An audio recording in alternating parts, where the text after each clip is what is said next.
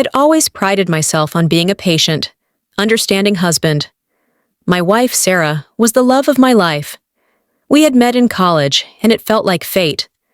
Our relationship was built on mutual respect, laughter, and what I believed was unwavering trust.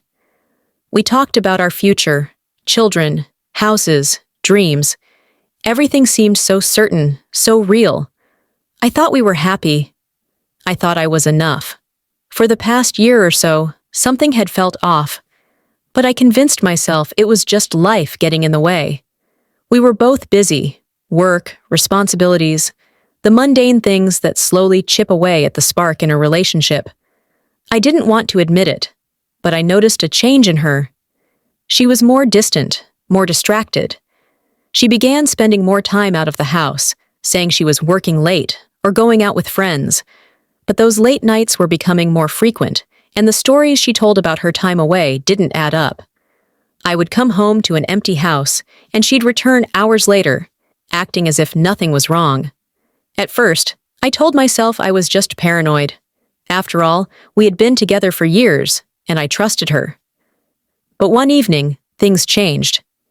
I had been staying late at work myself, and decided to surprise her by coming home early. When I opened the door, something didn't feel right. The house was quiet, almost too quiet. I heard the soft hum of her phone vibrating on the kitchen counter.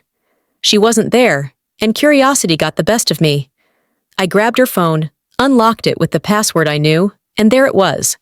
An endless string of messages, exchanges between her and another man. My heart sank as I read their conversations, each message more intimate than the last.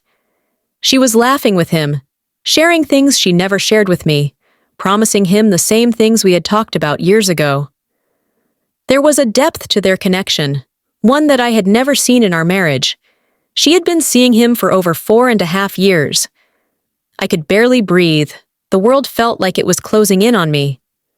I sat there for what felt like an eternity, rereading the messages, trying to process the truth. It wasn't anger that hit me first. It was betrayal. The realization that for over 4 years, I had been living with a lie, that everything I thought I knew about our life together was nothing more than a carefully constructed illusion. When she came home, I didn't confront her immediately. I don't know why. Maybe I was too numb to speak, too broken to find the words. She greeted me like everything was normal, but I couldn't look at her the same way. My mind kept replaying the messages, her laughter with him, the affection I never got. I wanted to scream, to demand answers, but something in me just shut down. I went to bed that night with a sinking feeling in my stomach. I stared at the ceiling, trying to make sense of it all. How could she do this to me? How could she keep up this charade for so long? How could I have been so blind? The next morning, I couldn't take it anymore. I couldn't look at her and pretend everything was fine. I knew I had to leave.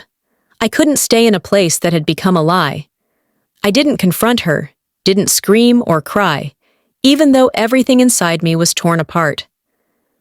I simply packed a bag with the bare essentials, clothes, my wallet, a few personal items, and I left. No words, no goodbye. I didn't owe her an explanation. She had already answered everything in the silent betrayals of those years. As I walked out the door, I felt a strange calmness. I wasn't angry. I wasn't sad. I was just empty.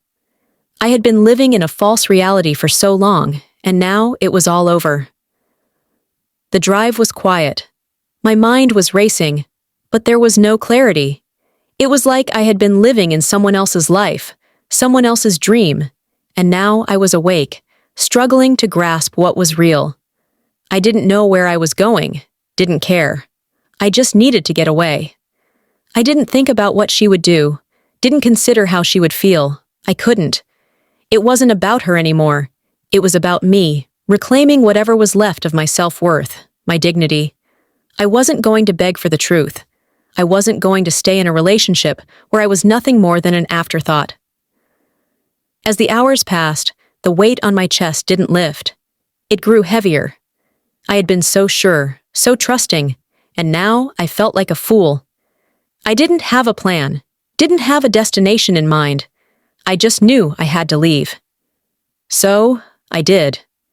I drove far enough to feel like I was somewhere new, somewhere that wasn't tied to the memories of the life I had built with her.